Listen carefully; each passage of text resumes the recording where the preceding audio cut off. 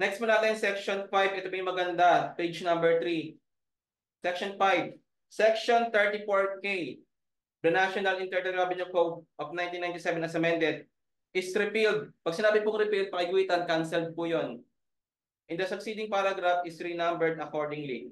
Yung sinasabi po dito na Section 34K,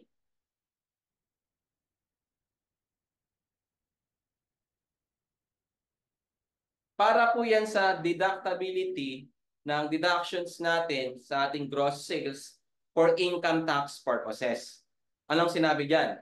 Ang sinabi dyan, hindi mo pwedeng i-claim ng deductions yung expenses mo, yung purchases mo, sa sales mo para makuha yung taxable income at makuha yung income tax due na walang corresponding na withholding tax and remittance to the Bureau of Internal Revenue. Tama? So pag in-audit kayo ng BIR, anong madalas nyo makikita? Disallowed yung purchases, disallowed yung expenses kasi walang withholding. Tama? Due to non-withholding or due to non-remittance. Tama? Under po yan ang Section 34K. Okay?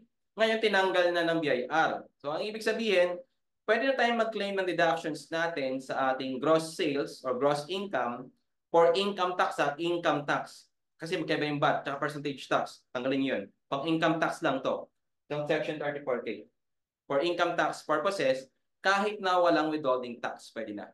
Okay? Pwede na po yan. Kaya lang, as I said, effective January 22, 2024. Yan. So, ibig sabihin, pag in-audit kayo ng 2023, 2022, and prior years, pwede pang i-apply ng BIR examiners itong Section 34K na i-disallow yung inyong purchases and expenses due to non-withholding. And besides, take note po, hindi naman lahat ng purchases natin, expenses natin ay subject to withholding tax. Tingnan nyo po yung RR 11 2018. Nandun po yung withholding tax law natin. Expanded compensation final nandoon.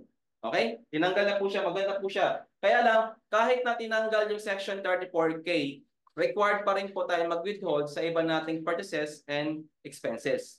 At required pa rin po tayong i-remit yan sa Bureau of Internal Revenue. Tinanggal lang po yung requirement na yan para sa deductibility ng ating expenses, purchases sa ating gross income for income tax purposes natin. Okay? Good news. Pero